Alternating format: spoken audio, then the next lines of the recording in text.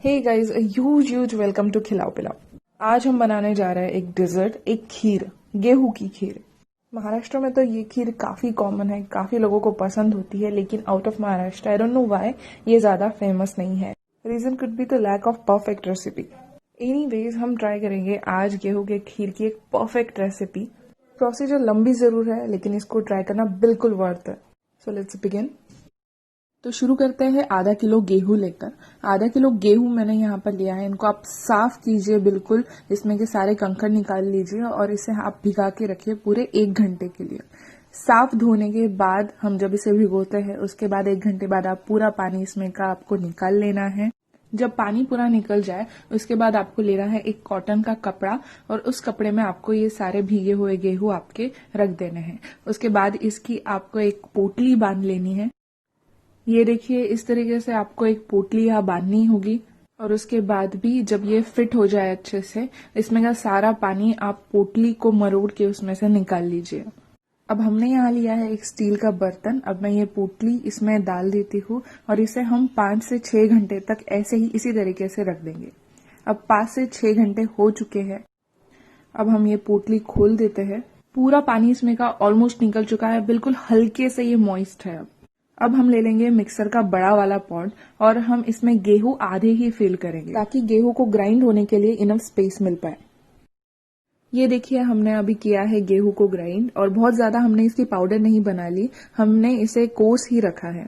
अगर इससे ज्यादा आप ग्राइंड कर लेते हो तो बढ़िया सा टेक्सचर हमारे खीर को नहीं आएगा।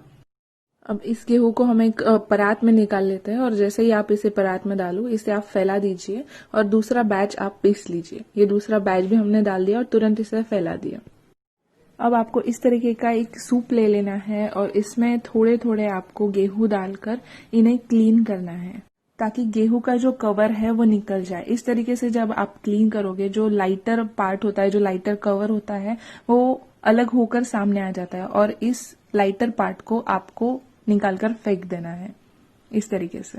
इट मीन्स इस प्रोसीजर में आप जो गेहूं का छिलटा होता है वो गेहूं से अलग कर देते हो।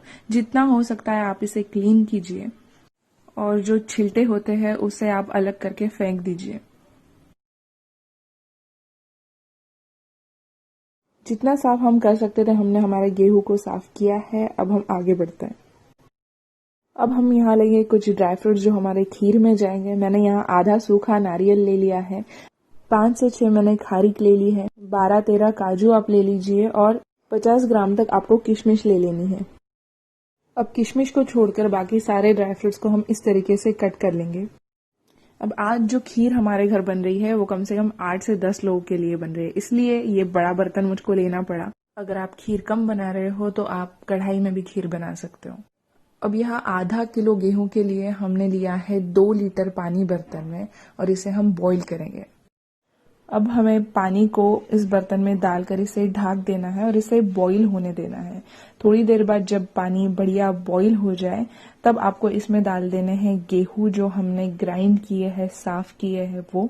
और उसके बाद जितने भी ड्राई फ्रूट्स आपने कट किए हैं वो सारे ड्राई फ्रूट्स आपको अभी इसी वक्त गेहूं के साथ ही डाल देने हैं। अब आपको इसे मिक्स कर लेना है एक बार और फिर इसे आपको ढक देना है। जब आप ढक रहे हो तो इस बात का ध्यान दीजिए कि आप इसे पूरा ना कवर करें। इस तरीके से इसे आपको थोड़ा सा खुला रखना है और आंच को मैं मीडियम टू लो कर दूंगी। अब आपको इस बात का ध्यान रखना है कि ये खीर नीचे चिपक न जाए। इसके लिए आपको हर 10 मिनट बाद आपकी लीड हटाकर इसे स्टर करना है। एक बार मिक्स कर दीजिए और फिर उसके बाद आप इसे फिर से ढक दीजिए और पकने दें। अब जैसे जैसे हमारा गेहूं पकता है, खीर पकती है हमारी, तो पानी उसमें का वो सोक करने लगता है। तो बीच में अगर आपको लगे कि पानी कम हो रहा है तो आप इसमें गर्म पानी, बिल्कुल बॉइल वाटर आप इसमें डालिए और मिक्स करके आप इसे फिर से ढककर रख दीजिए पकने के लिए। अब इस खीर को पकते हुए ऑलमोस्ट 45 मिनट्स हो चुके हैं और हम इसे फिर से एक बार स्टर करके देख लेंगे। एक बार आप हाथों से प्रेस करके देख लीजिए ये गेहूं पके हैं या नहीं।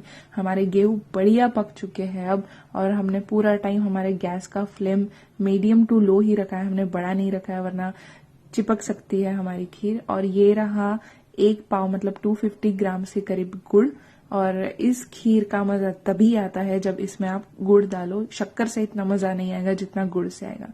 पूरा गुड़ मैंने इसमें डाल दिया 250 ग्राम के करीब, उसे मिक्स कर लिया।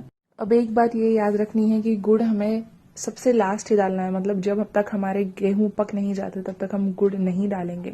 और ये गुड़ पिघलने के लिए मैक्सिमम हमें 4 से 5 मिनट लगेंगे, और 4 से 5 मिनट बाद हमारा गुड़ पिघल जाता है।